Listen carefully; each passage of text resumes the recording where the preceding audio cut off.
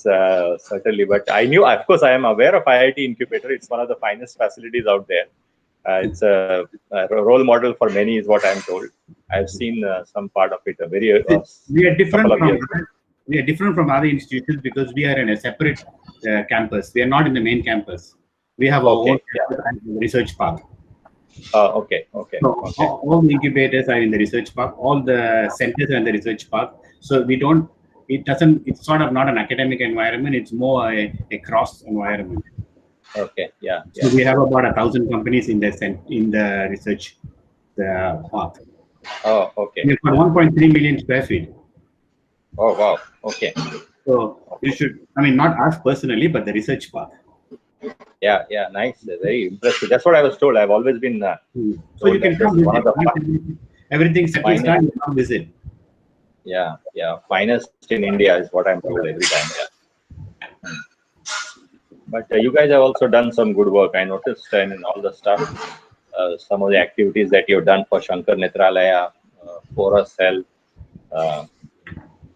others, in fact, even J Mitra also. I think that's very interesting. iQuant kit was very impressive, I thought. Yeah. Our center is a little unique. We have both. We have incubation and we also do our own research activities, which is part of HDIC. Okay. So those things we're talking about is research which belongs to HDIC itself. It's not third party.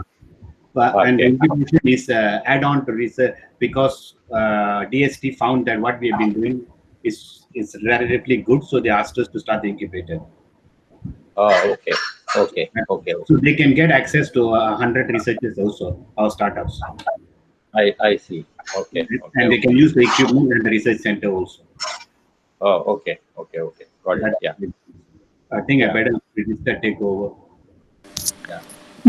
Thank you. So we will start the session, and we will let the people who are joining us join us as and when they try to click on the link. We will admit them as they come.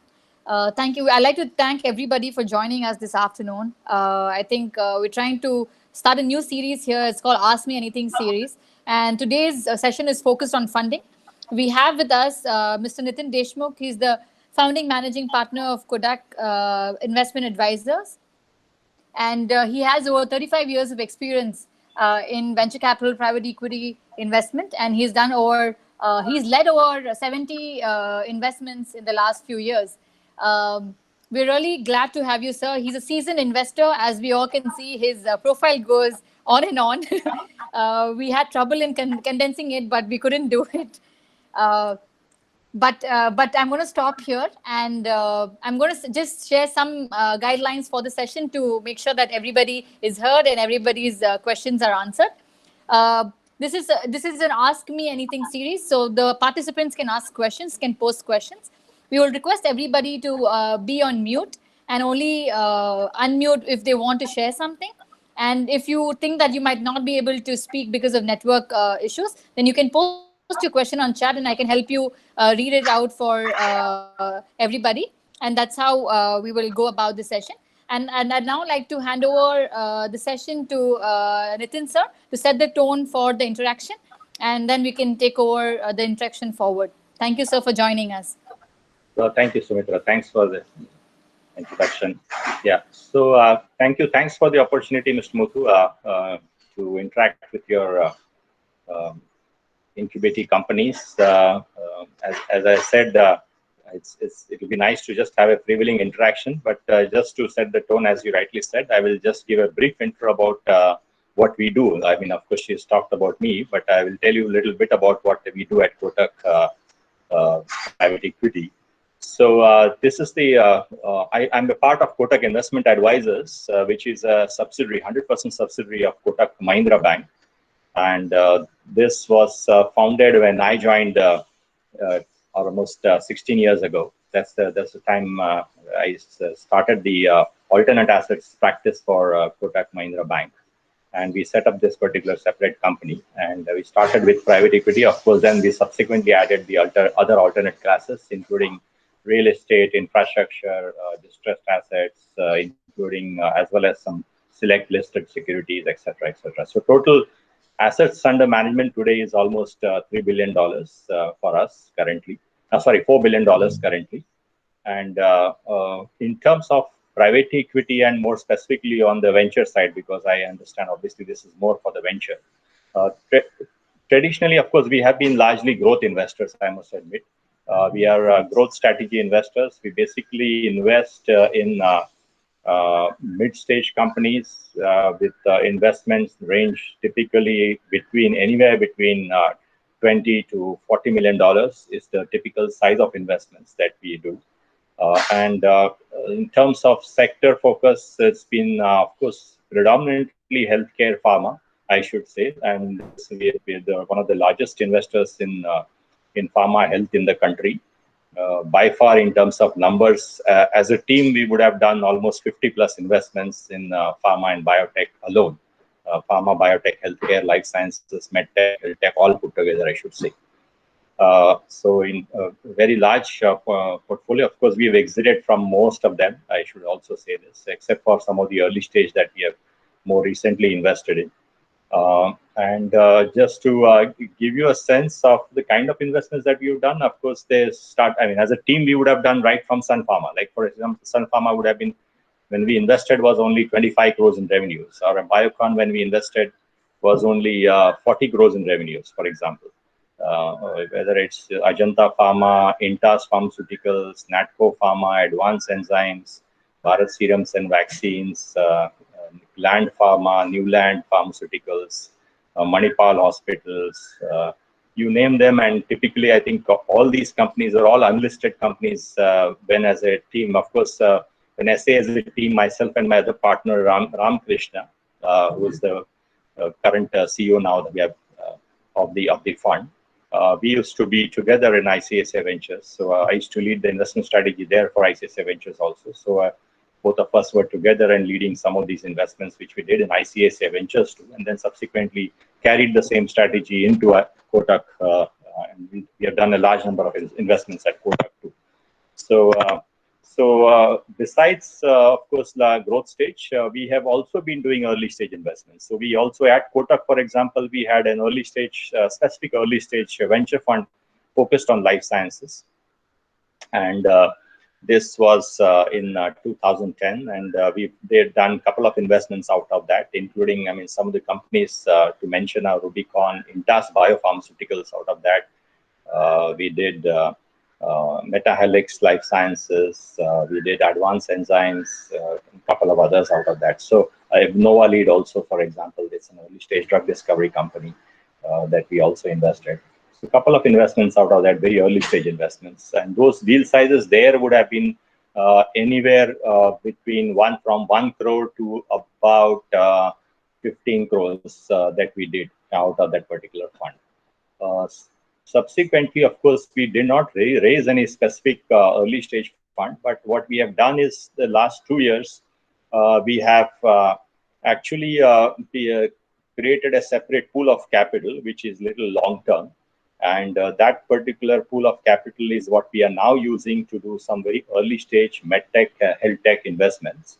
Of course, I have been, watching some of the great work that's been done by BioRack, especially in terms of investments in early stage, seed stage investments in health tech, medtech, and some very, very interesting startups have been funded by BioRack and over the last couple of years. And just to sort of see if there is any opportunity for us in some of those interesting ventures is what we decided to get into this about 2 years ago.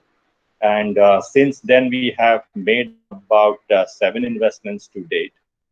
And we are, of course, we have 2 more term sheets that we have signed. So we are sort of concluding the documentation for those. So just to give you a sense of some of those investments, which will be more relevant for you to hear, of course, the areas that we cover are, of course, biotech we covered, which are early stage assets based on cutting edge technology, but very selectively, I should say. For example, we have done Pandorum and Minvax, which fall in this category. Pandorum, as you know, is a tissue engineering company, and Minvax is the vaccines company, which incidentally is also working on the COVID vaccine. Besides the work it was actually doing is on influenza vaccine. Then the AI-based companies, which algorithms to support, disease diagnostics, for example. We have funded Niramai, in that for breast cancer. Then we, of course, do healthcare IT, which are novel IT solutions and for healthcare providers as well as doctors. And a company called Doxper is the one that we have funded in this category, I should say. The other category is e-wellness, which are products and services which enable fitness and wellness. We have done Healthians, that's a Delhi-based company, and Full Life Health, which is another Mumbai-based company in sports nutrition, for example. Then novel devices, which are differentiated devices targeting unmet medical needs. We funded a company called Supercraft 3D, which is into 3D printing for medical implants and as well as device parts, for example. Virtual care is the other area that we have been looking at. We haven't done any transaction as yet, which is into doctor consultation and second opinion. The other area is digital therapeutics that we are open to looking at. This is, of course, therapeutic intervention, digital-based therapeutic interventions, and e-distribution is the other area, of course, which is pretty much dominated by the e-pharmacies and the B2B marketplaces. So that's what is the portfolio that looks like in terms of 7 investments today. And additional, as I said, 2 more investments to go that we should complete shortly. Besides this, we also do, of course, lately, last year we did a large distressed assets fund, which is a $1 billion fund that we raised, from which we have been doing obviously buying assets or investing into significantly into distressed assets.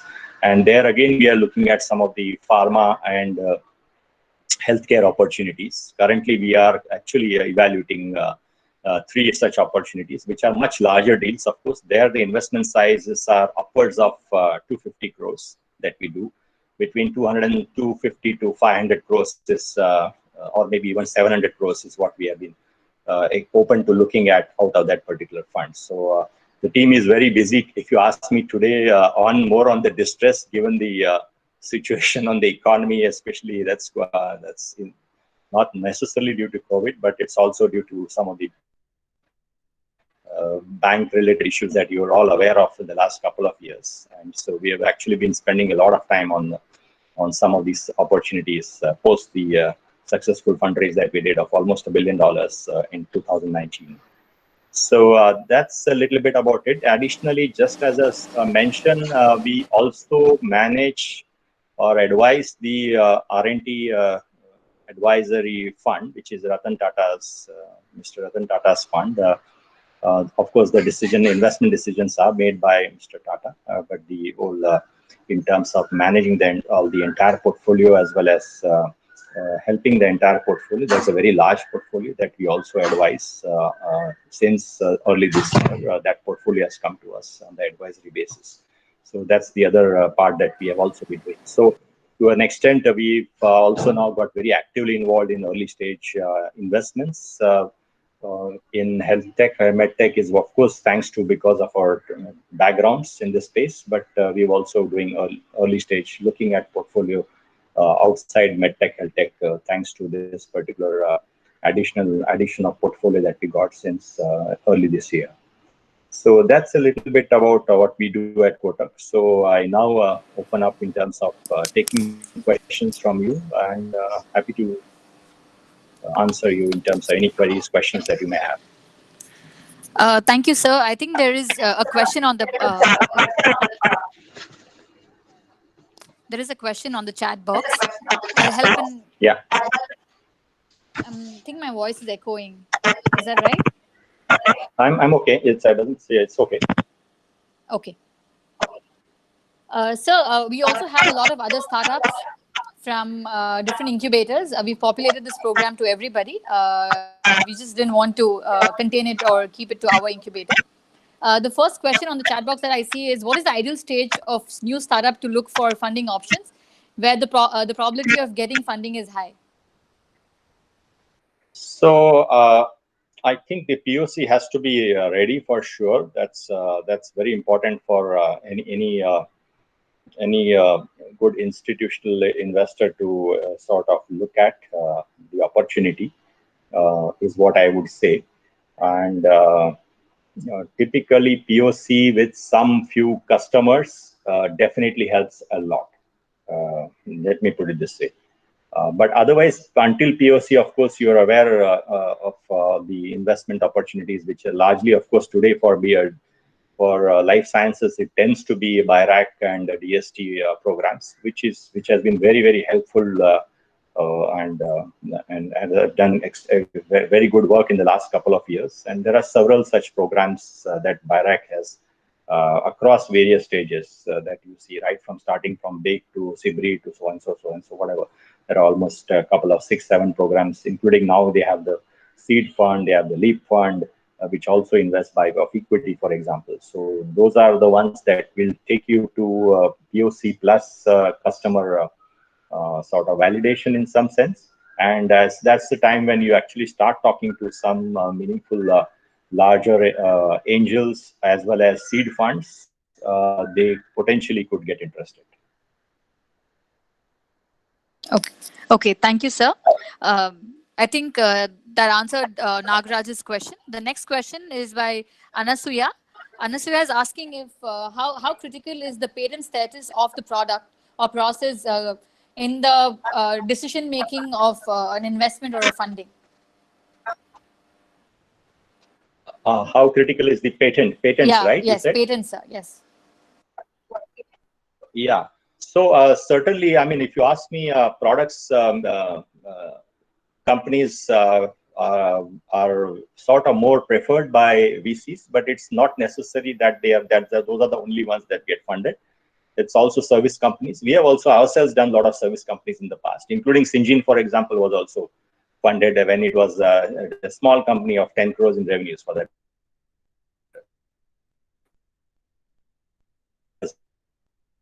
As small as 10 crores. We did several others in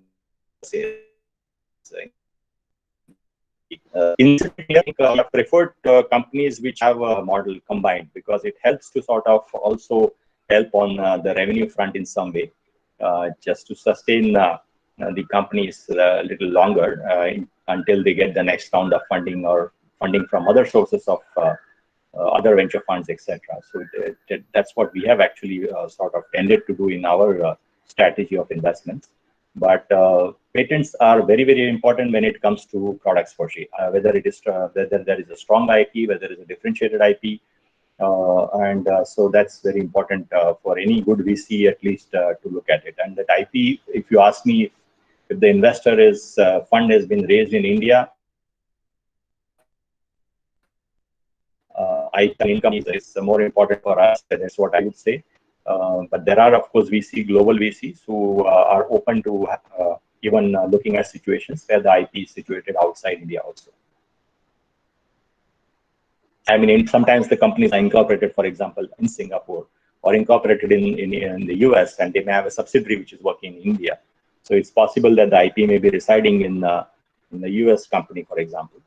So it's possible, but the global CEOs typically are open to such situations. But typically, the Indian VCs tend to have a little more particular requirement of seeing the IP in an Indian company. Okay, I think that answered Anushya's question that, patent is critical, but they also look at service related solutions. The next question that we have on chat box is, would Kotak be interested in co-investing along with other seed or institutional funders? Yes, absolutely. In fact, that's I mean, I must say that that's the preferred strategy also. I forgot to mention that, in fact, we don't lead the deals. In most instances, are left other seed or VC funds, and we tend to co-invest. Our deal size in early stage is small, and that's one of the reasons why we don't tend to lead. Those are deal sizes typically anywhere between 1 crore to 7 crore at this stage, since we just started this whole exercise. And given the kind of bandwidth that is typically required, so we've tended to, of course, we do our own due diligence and selection of obviously opportunities. But if we decide to invest, we typically will decide to look at a situation only if it is led by somebody else, and we tend to co-invest. We don't get into, therefore, we don't get to discussion on the valuations or even in terms of term sheets, negotiations, or as well as the legal documentation, etc. It's typically led by the VC, or the other VC, or the seed VC, and we will just tend to co-invest with them. Yes. Okay.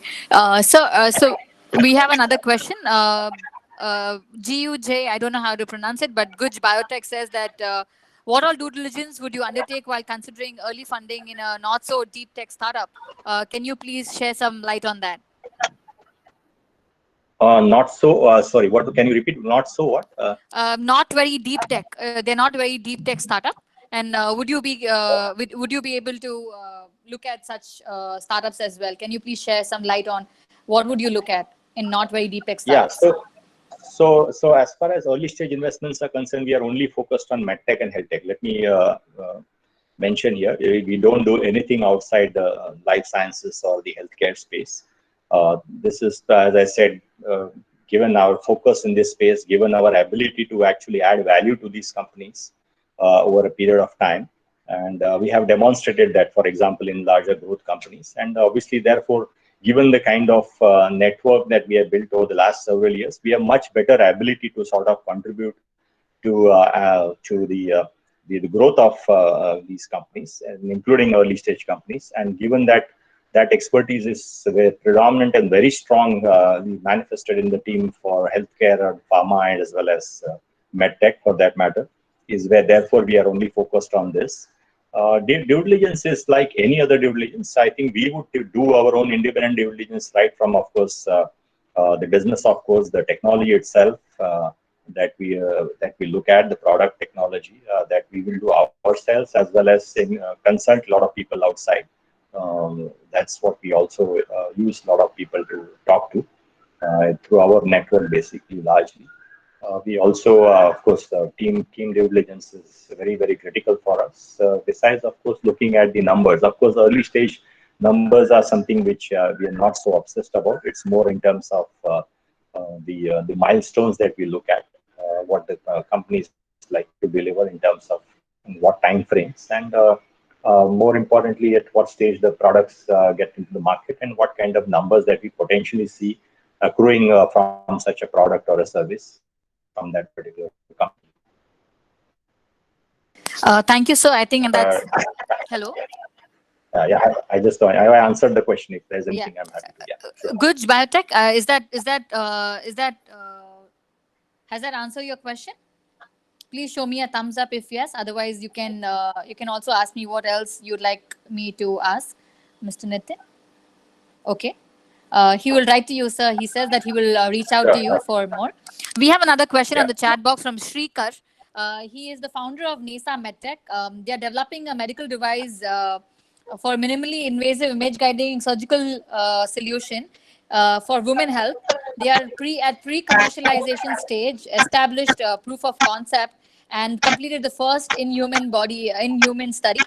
They are asking if Kotak Investment would be interested at funding at this stage.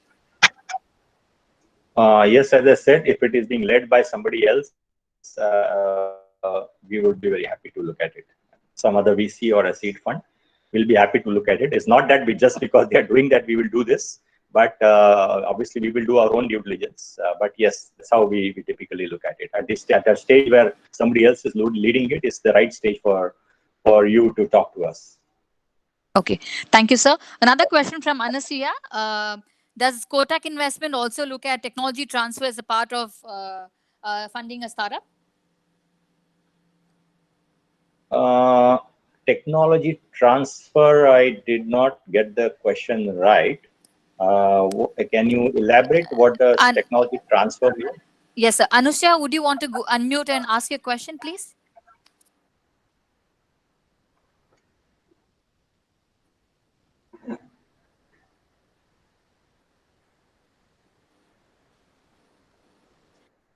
See, I mean, just to answer, we have no issue in terms of funding technology transfer, as long as I said the IP is there with the Indian company. But Kotak does not provide any service on technology transfer. So let me sort of answer it that way. We are not the people who do matchmaking on technology transfer kind of situations. Yeah, but what we do is eventually after we invest, of course, we help our companies on all these situations, including licensing products from some other companies, or helping to out-license the company's product to somebody else, or getting some technologies from others, etc. So that's what we help, but that's only after once we have invested in the company. So there's a lot of work that ends up in terms of helping the companies post-investment, and all this comes post-investment. Yes. I think you partially answered. He's also posted telling that, suppose a startup is acquiring a technology from a researcher or an innovator, would you be looking at that? I think that's what he meant. Absolutely. Yeah, that's fine. That's fine. Yeah, we are fine with it. Yeah, that's okay. I think that was his question. So while we wait for other questions to keep rolling, we've also collected some questions from our startups and incubators earlier to keep the conversation flowing. The $1 million question, which was asked by most startups, was, how do you think the funding scenario is going to pan out post the pandemic? What do you think will be the investors' perspective? So I'm actually hoping that at least the focus shifts from all the e-commerce and all the other odd internet deals to a little bit more on health tech and med tech, thanks to all the trouble that COVID has given to everybody. That's my hope. But having said that, in general, of course, funding will slow down. What is going to happen is pretty much all the VCs, as well as I'm talking VC as well as private equity funds, are pretty much busy with their own portfolios currently, will be busy with their own portfolios in terms of making sure that they are back on track post-COVID in terms of business. I think that will be very, very important, because if you, especially the smaller companies have been probably most impacted outside the health tech and med tech. I mean, luckily for health tech, med tech, at least many of the companies have actually co-opted for some kind of a COVID solution and got into the market. For example, out of the 7 companies, 6 of our portfolio companies came out with some kind of a COVID solution and are servicing the market already, or likely to service the market for that matter, including a company like Pandorum, for example.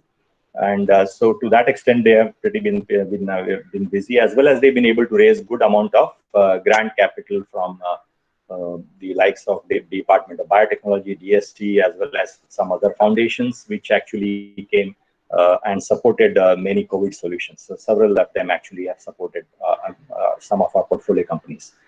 So yes, so funding will slow down because, as I said, everybody will be busy. They will be wanting to sort of measure the impact and see what's happening, especially in terms of both on the milestones as well as in terms of wherever the companies are expected to doing revenues. So what kind of impact on revenues for the next year and the profitability for the next year. So that will be one part of it.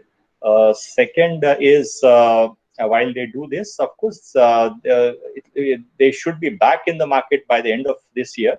But it will not be so negative. I won't say that they are going to stop investments for sure, but it will certainly be slowed down in some way. And the valuations, of course, will be under pressure because of this situation, given that especially where companies which are mid-stage and sort of with revenues and profitability, the valuations will potentially also get impacted. And some of the early stage also, given what is also happening in terms of the restrictions from investments from certain countries, also puts pressure on some of the early stage companies too. So, but hopefully by the end of the year, I think, when I say end of the year, is end of the financial year.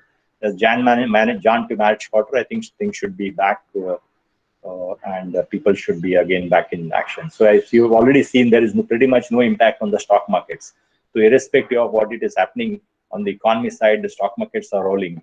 And so hopefully the same will prevail on unlisted space also eventually by the end of this year.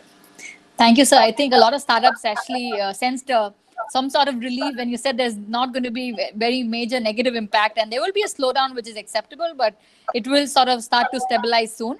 We have Shrikar again on the chat box, and he's very, very persistent. He's asking what is the best way to reach Kotak Investment Partners. So, I mean, obviously, we are all available on the mails. I think emails are all available on the website also. But email is the best way, and we are very responsive, very quick responses from all of us in terms of whether it is doing a first call or whether it is sort of doing any discussion, as well as even saying no for that matter. I think the response is very quick from us. Shrikar, I hope you've got your answer. So just to give my email ID also, so that you have my Nitin, it's nitin.deshmukh@kotak.com, nitin.deshmukh@kotak.com.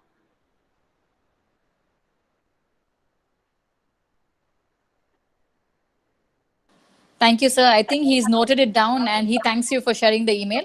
I will also put it on the chat box so people who might want to write to you later after the session. The other most frequently asked question is that, am I fundable, and when would I be fundable? And when would the investor be willing to look at me, a startup like me? So would you be able to share some parameters that actually open up the eyes of the investor? As I said earlier, it is POC with some market validation is when actually angels will start spending serious time with you. I mean, as angels as well as the seed funds, angel investors. Whether it's angel investors, when I say it's, you know the names, of course, all the big forums, whether it's Indian Angel Network, Let's Venture, Lead Angels. You have Venture Gurukul, even RNT, for example, Accelerate, One Crowd, Karitsu. There are several such forums. I've been participating in all these interactions, and I know that these forums, which is largely, of course, when I say angels, obviously angels are the ones who are investing at that stage, as well as some of the seed funds. They are it's very important for them to see the product and some market validation in terms of customers is when they actually start opening their purses. So it's the same with the seed funds at that stage. If there is anything else that you want me to tell you, I'm happy to elaborate further, but that's what it is. Yeah.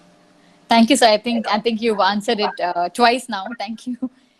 The other question that most startups are also asking, that now that the investments have slowed down, do you think looking at government funding, government grants would be the right time, the right way to approach? And also, should we move towards COVID-related solutions? Should we focus on COVID-related solutions? Do you think that's the right way we should take our journey forward?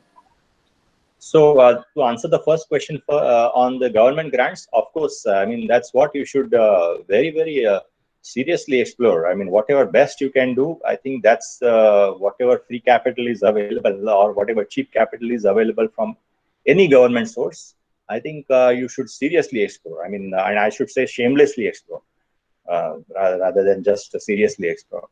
So that's very, very critical. And I've encouraged each of my smaller portfolio companies to do that. And as I said, most of them actually have something going for them, whether it is from government or non-government funding sources.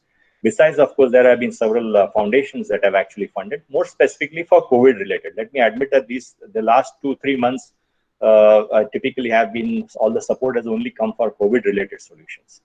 So to come to your second part of the question is whether one should shift the business model to COVID. I don't think so. That's not necessary. But if you have something which is easily extendable from the current business plan into a COVID kind of an opportunity, I think no harm, and absolutely you should look at it, because that is certainly attracting capital today, and more specifically from government sources. As you have probably seen, several of these schemes actually came up from both DBT, BIRAC, as well as DST.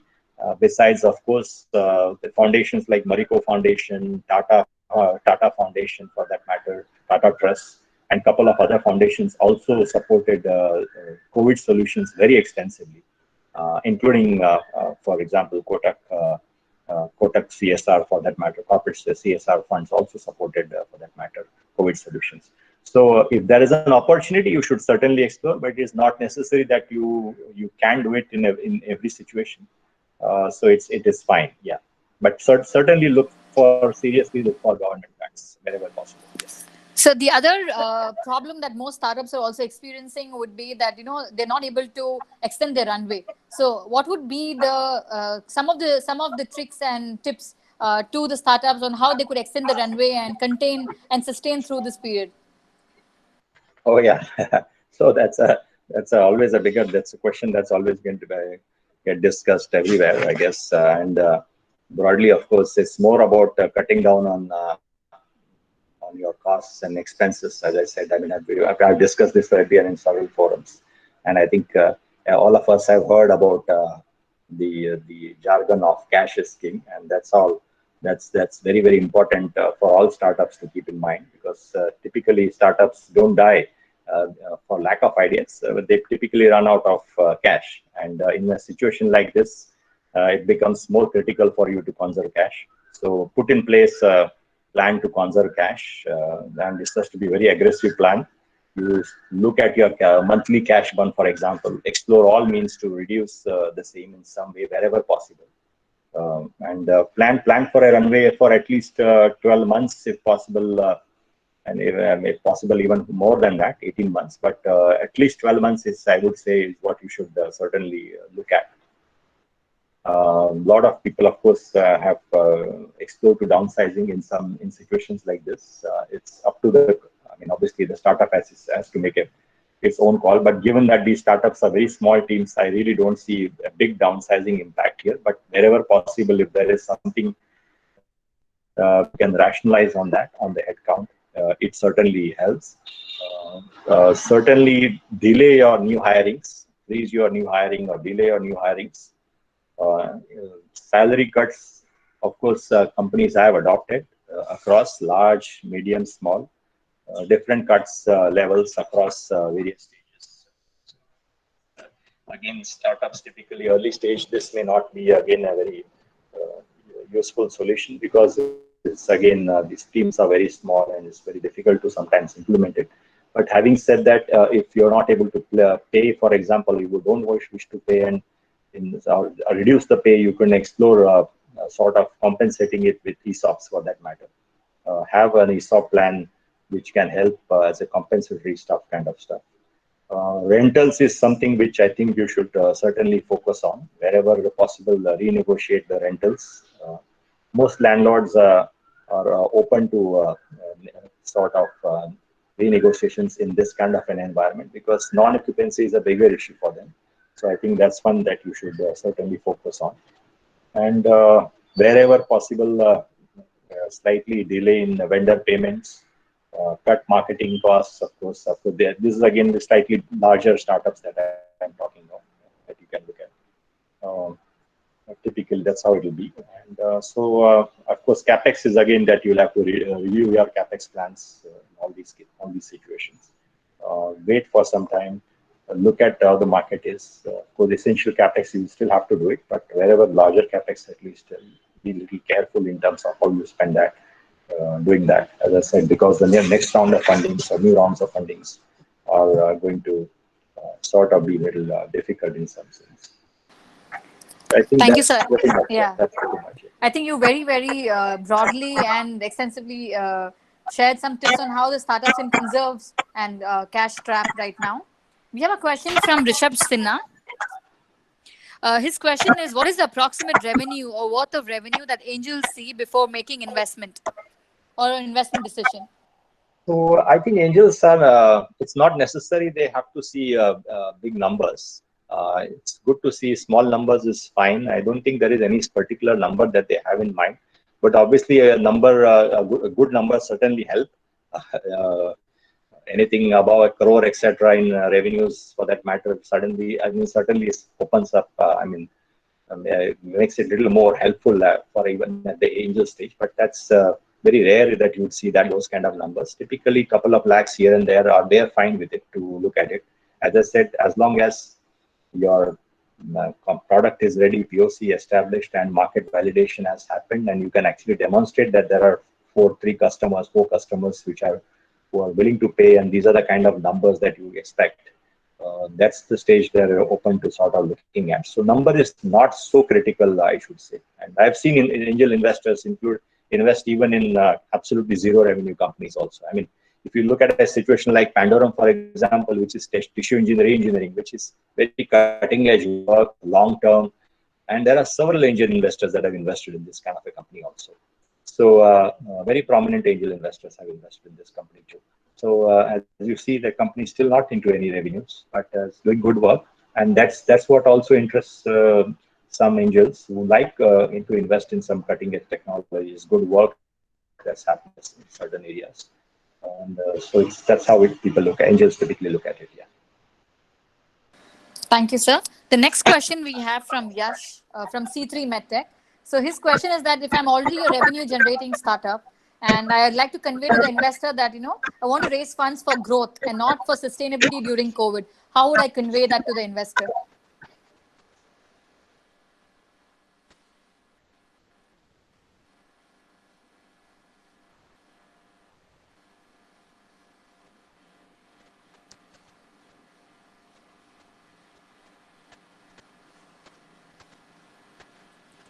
I think we've lost Nitin, sir. We'll just wait for a couple of minutes before he joins again.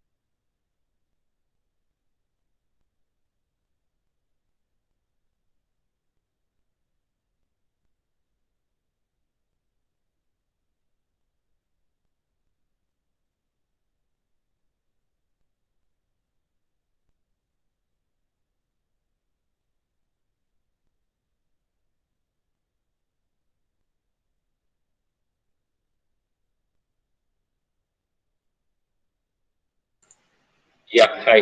Hello. Hello, sir. Yes. Yeah. Sorry. I sort of got No out. problem, sir. The question I was raising from C3 MedTech was they're already a revenue generating startup and they would like to convey to the investor that they want to raise funds for growth and not for sustainability during the COVID period. So it's like a typical growth plan pitch that you have to do. I mean, like any pitch to the investor. So, and obviously, I'm sure you have had some lot of people telling how to pitch to the investors. But just to summarize, obviously, you have to remember that you're selling a vision there and an opportunity to join a business partnership in some sense. So basically, you have to sell your vision and need to demonstrate how great the product is, how great the team is, how well it is suited for the opportunity. And that's the typical pitch exercise that you will have to do with the VC in a way. Is there anything else, anything that you want me to elaborate? I didn't really probably Yash, understand. if you want to share your thoughts more clearly, you can go ahead and unmute and share your thoughts, please.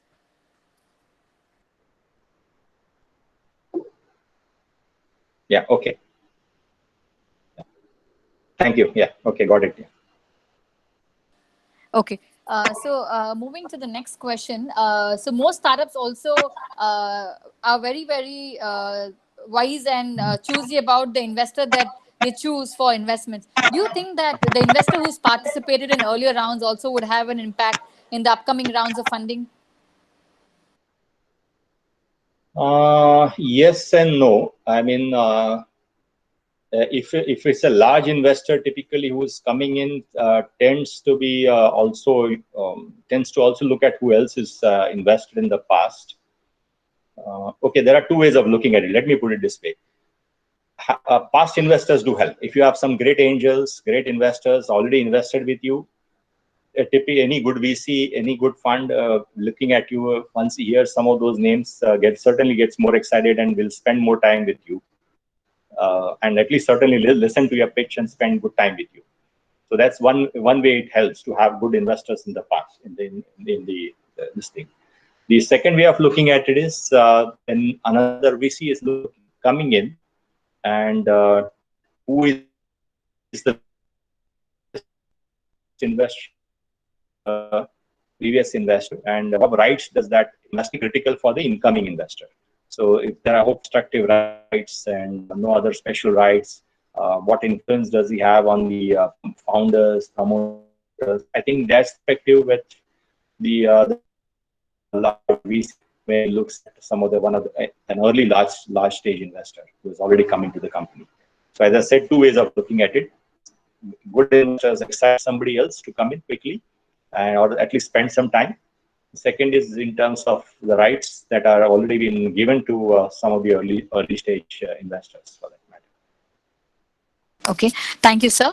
The other question is, when startups are focusing on B2G model, where their business is focused on government as the customer, would you think private investors would be interested in a solution like that? It depends. It depends on some funds are quite okay for that. If you ask us, we are a bit cautious. While we would like to see that happen as a part of the overall business, certainly because that's very important, and in fact we are also encouraging the government to actually buy more of medical device products or medical solutions from Indian-made companies, and that's the other part that we also keep on talking to the government all the time. So that's very important to see that part also happening. But if that is the only model that somebody is trying to build on, that is not a very positive model for an investor, because this worry is always on the receivables. Typically, receivables from the government are always worrisome, and which actually create a lot of issues. And the way sometimes the payment systems happen in such situations is also something not very comfortable to investors, sophisticated investors. So to that extent, I think as I said, if that is the only model, the investors will not be very comfortable. But it can certainly be a certain part of your overall business. Yes, there's not a problem. Okay, thank you, sir. So the other question is, what would be an ideal equity to dilute during angel or a seed round? It all depends how negotiate. So there is no good answer to that, but you should not dilute as much as to the best of your ability. Let me put it. Certainly, you should not dilute 40% or 50% of your company right in the first angel investor, because what will happen is the eventual rounds you will actually get diluted to significantly to uncomfortable levels for larger investors to come and support you also. So it is important for investors like us, we will certainly like to see the founders holding a significant stake in the company, a good stake in the company. And so that's very important for us. It shows their commitment. It shows their skin in the game. If they are having 10% equity or less than 10% equity, obviously it's not going to be very comfortable for late stage investors to support, unless you've already grown to a stage which has given comfort on revenues, profits, etc., etc. So, and where professionals are really doing the job. But if the company is still going to be very dependent on the founders, early stage founders, and if you've already given away a significant part of your equity, it is not going to be helpful for you to raise money from good institutional investors. Okay, thank you, sir. So the other question is directed towards Kotak. So Anshuya is asking if the stake, what is the typical stake Kotak takes in the venture when it's investing? Okay, so of course the growth is typically where we have significant double-digit stake in growth stage investing. When I say growth stages, that $20 to $40 million investments, the deals that we do, there we typically have anywhere between 10% to 40% stakes in companies. As far as venture stage is concerned, early stage is concerned, I think we are not at all obsessed with any stake.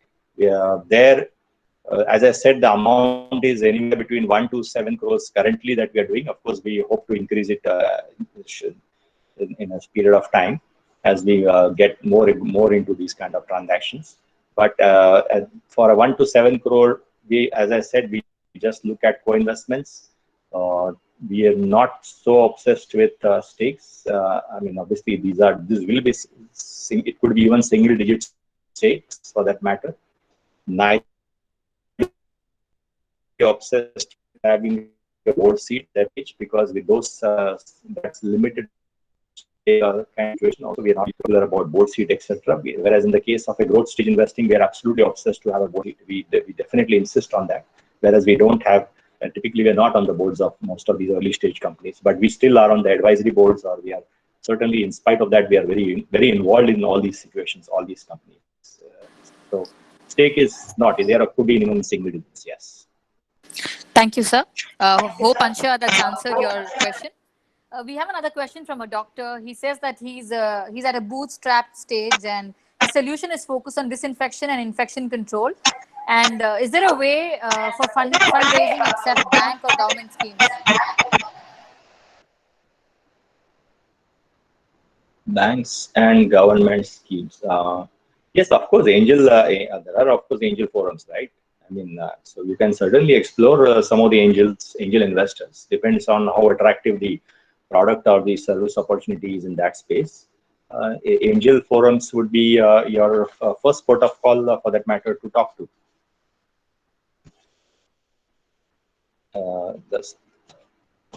I hope that answers the question. Unless, I mean, that's the first anyway as a call that you need to take post the government funding. Yeah. Thank you, sir. I think that has answered the question. He can explore a lot of other forums as well, like angels and government schemes and other innovation challenges that are coming up. So I'm going to open. We have last 5 minutes before we can wrap up. I will let anybody ask a question now, and if you want to post a question here, you can post it, or you can also ask. We can take last 2 questions. Yeah, I'm fine. That's okay. If there are any more questions, also I'm fine. That's okay. Oh, okay, sir. Okay. It's fine. Any questions from the audience?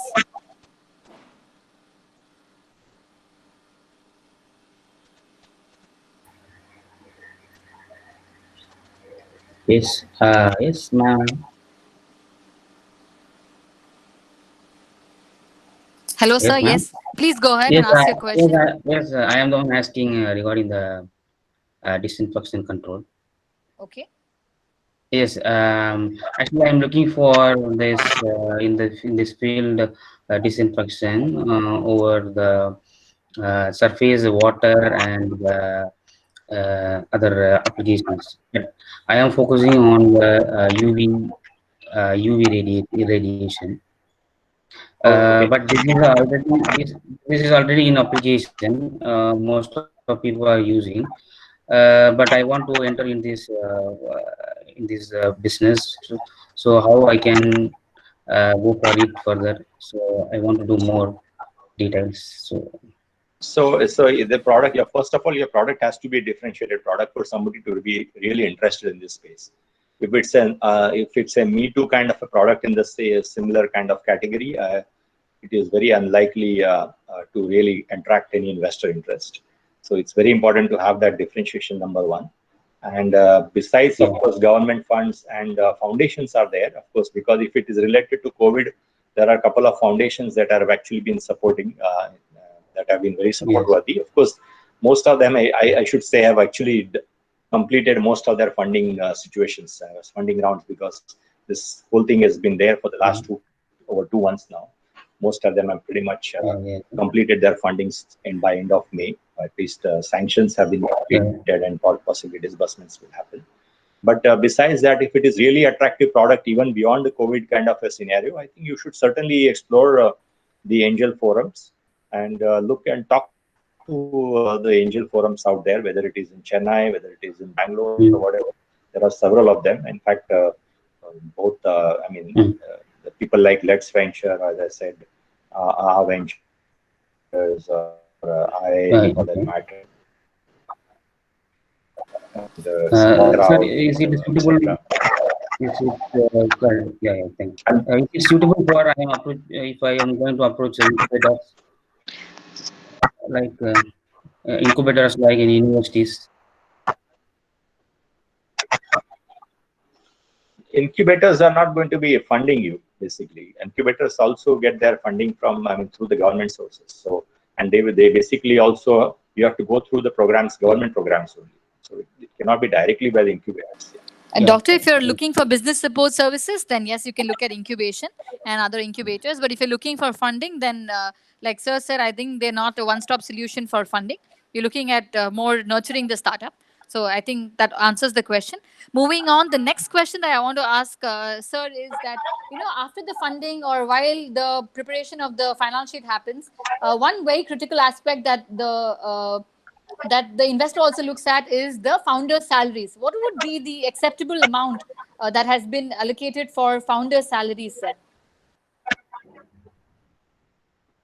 So, yeah, it all depends on the funding size and funding round as well as the stage of the company. So it all, I mean, there is no one good answer in terms of what is the right number. But obviously, the expectation from investors is that the founders don't take a significant chunk out of that salary. As a percentage of the total funding, as well as I'm talking of as a percentage of revenues that are sort of likely to accrue to the company. That's how people look at it typically. I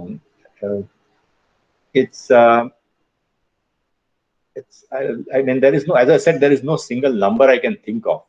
But it cannot be a very large number at the early stage typically. Investors don't like to see large numbers. You can't be taking, I mean, taking a, say, funding round of 2 crores that is coming from some investor, and out of which you are taking almost 25 lakh salary for yourself is not going to be comfortable for the investors, for that matter. So that's how you'll have to sort of balance that out in terms of your expectations. And sometimes investors also expect that, okay, at least the initial few months, I mean, initial years, you take very low salaries for that matter. It's more rewarding to the team members rather than yourself, because you anyway hold a very significant equity.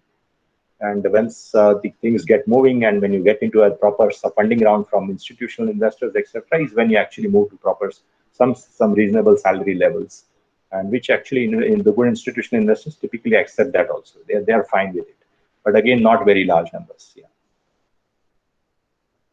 Thank you, sir. I think that was a question that a lot of founders had to hear as well, that it has to be reasonable when they're actually allocating salaries to themselves.